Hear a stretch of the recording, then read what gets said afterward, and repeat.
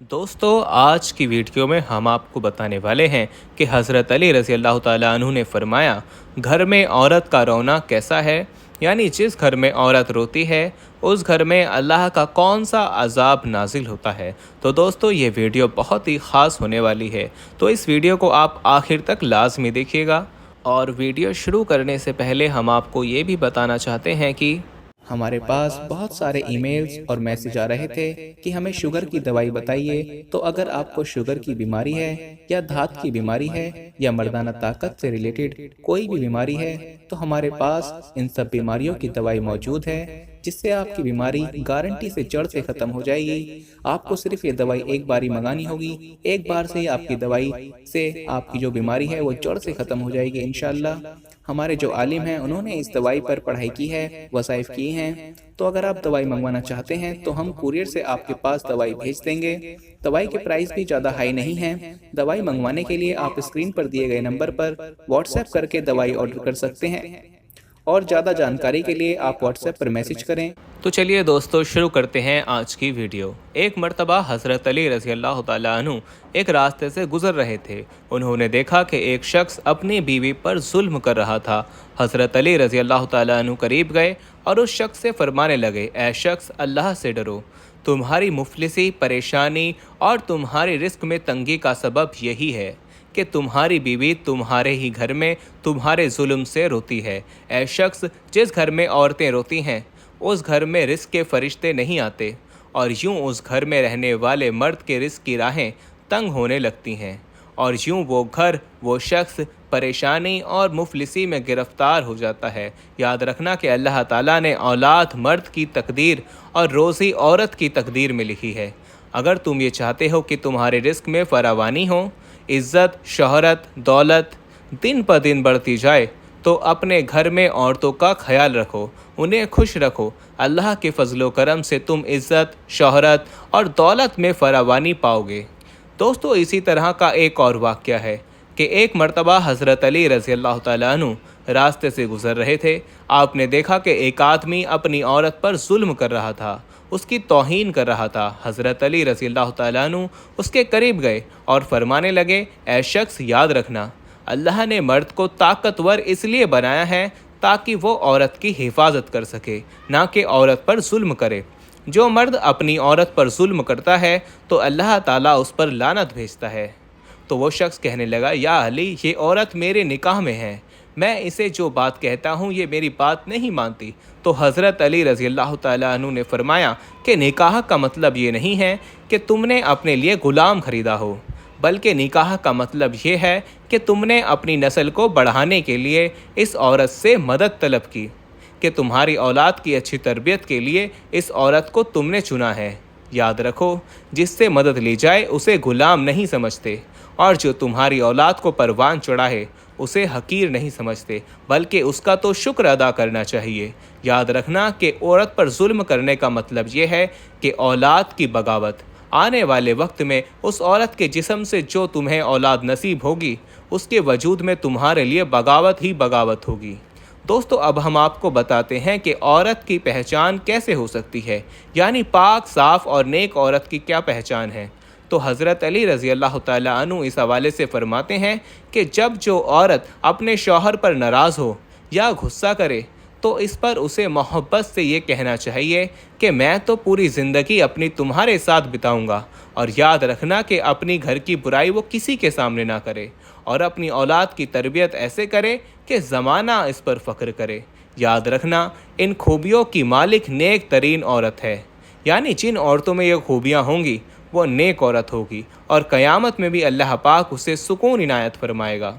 दोस्तों, इस रिवायत के अलावा कुरान और हदीस में पाक औरत की खूबियाँ बयान की गई हैं। यहाँ हम आपको नेक बीवी की मुख्तलिफ़ खूबियाँ बयान करते हैं। तमाम लड़कियाँ ये बात याद रखें कि जब भी नेक औरत की खूबियों की बात होगी तो शौहर की फर्मा बरदारी सरे फहरस्त होगी। नेक औरतें वो हैं जो फर्मा बरदार हैं और अपने शौहर की गैर मौजूदगी में अपने माल की हिफाजत और अपनी आबरू की हिफाजत करने वाली हों। नबी करीम सल्लल्लाहु ताला अलैहि वसल्लम से पूछा गया, सबसे बेहतरीन औरत कौन सी है? तो आप सल्लल्लाहु ताला अलैहि वसल्लम ने फरमाया, वो औरत कि जब उसे शौहर देखे तो वो खुश हो जाए اور شوہر جب اسے حکم دے تو اس کی فرما برداری کرے اور اپنی جان اور مال میں شوہر کا ناپسندیدہ کام نہ کرے۔ عورت کی محبت میں حقدار سب سے زیادہ اس کا شوہر ہے۔ اس کا اندازہ اس بات سے لگایا جا سکتا ہے کہ نماز عبادت کی سب سے اعلیٰ قسم ہے اور سجدہ اس کی چوٹی ہے، لیکن شریعت میں شوہر کا مقام اور مرتبہ واضح کرنے کے لیے اتنی اونچی مثال بیان کی گئی ہے۔ سیدنا ابو ہریرہ رضی اللہ تعالیٰ عنہ سے روایت ہے کہ نبی کریم صلی اللہ تعالیٰ علیہ وسلم نے ارشاد فرمایا، اگر میں اللہ تعالیٰ کے سوا کسی اور کو سجدہ کرنے کا حکم دیتا تو میں بیوی کو اپنے شوہر کو سجدہ کرنے کا حکم دیتا۔ پھر آپ صلی اللہ تعالیٰ علیہ وسلم نے فرمایا، اس ذات کی قسم جس کے قبضے میں میری جان ہے، عورت اپنے رب کا حق ادا نہیں کر پائے گی جب تک وہ شوہر کا سارا حق ادا نہ کرے۔ تمام مسلمان خواتین کو یہ سوچنا چاہیے کہ جس رب نے مردوں کو ایک سے زیادہ اور 4 تک بیویاں رکھنے کی اجازت دی ہیں، وہ رب ہم سے زیادہ ہماری مصلحتیں اور ضروریات سے واقف ہے۔ یہ بات بھی درست نہیں کہ صرف اسی مرد کو دوسری شادی کرنی چاہیے جس کی اہلیہ بانجھ ہو یا کسی خطرناک مرض میں مبتلا ہو جائے۔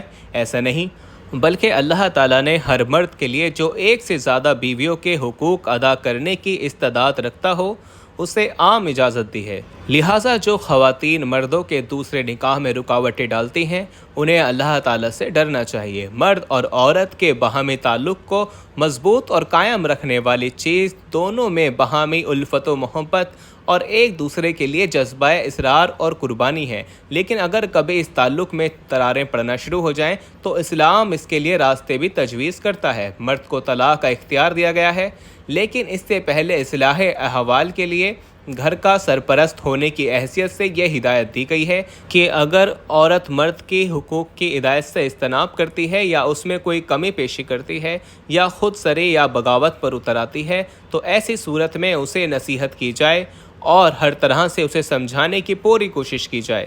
اگر یہ طریقہ کارگر ثابت نہ ہو تو پھر عورت کو بستر پر تنہا چھوڑ دیا جائے، یعنی ایک ہی گھر میں رہتے ہوئے اس سے تعلق توڑ دیا جائے۔ یقیناً اللہ تعالیٰ کی ذات نے جو ترکیب بتائی ہے ان میں ہمارے لیے بڑے ہی فائدے ہیں۔ اگر یہ نسخہ بھی کارگر ثابت نہ ہو تو پھر ہلکی مار مارنے کی اجازت دی گئی ہے، لیکن چہرے پر مارنا سختی سے منع ہے، اور ایسی ضرب جس سے ہڈی ٹوٹ جائے یا زخم آ جائے یا اس کی بھی ممانعت ہے۔ یہاں مارنے سے مراد دراصل ایسی ہلکی سزا ہے جو عورت کی انا کو مجروح کر کے اصلاح کی طرف مائل کرنے میں مدد دے۔ جو لوگ اس اجازت سے ناجائز فائدہ اٹھا کر عورتوں کو گالی گلوچ اور زد و کوب کرتے ہیں وہ اللہ اور اس کے رسول صلی اللہ تعالیٰ علیہ وسلم کی نظر میں انتہائی ناپسندیدہ لوگ ہیں۔ ایک حدیث مبارکہ کا مفہوم کچھ یوں ہے کہ تم میں سے جو لوگ اپنی بیویوں کو مارتے ہیں وہ ہرگز اچھے لوگ نہیں۔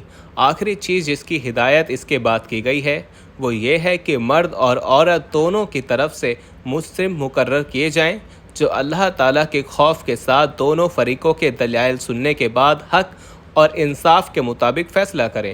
کسی مرد کو یہ اختیار نہیں دیا گیا کہ عورت کو لٹکائے رکھے، نہ طلاق دے اور نہ ہی اس کے حقوق ادا کرے۔ یاد رہے جو لوگ ایسا رویہ اختیار کرتے ہیں وہ سخت گناہ کے مرتکب ہوتے ہیں۔ ایک اہم ہدایت اس باہمی تعلق کو جوڑے رکھنے کے لیے یہ بھی دی گئی ہے کہ کوئی مومن کسی مومنہ عورت سے نفرت نہ کرے۔ اگر وہ تمہیں ناپسند ہو سکتا ہے کہ اللہ نے اسی میں تمہارے لیے خیر کھسی رکھی ہو۔ حدیث مبارکہ میں یہ رہنمائی ملتی ہے کہ اگر کسی عورت کی کوئی بات تمہیں ناپسند ہو تو اسے معاف کر دو، درگزر کر دو۔ کوئی دوسری پسندیدہ صفت بھی تو اس میں ہو سکتی ہے۔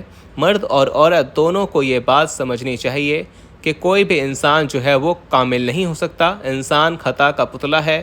بعض مرد حضرات عورتوں کی کمزوریوں پر تو خوب نظر رکھتے ہیں لیکن اپنی سیاہ کاریوں کو نظر انداز کر دیتے ہیں۔ یہ بھی سخت ناپسندیدہ عمل ہے، اس لیے عورتوں کا ہر طرح سے خیال کریں اور عورتوں کو بھی چاہیے کہ وہ اپنے شوہروں کی فرما برداری کریں، ان کا ہر طرح سے خیال کریں۔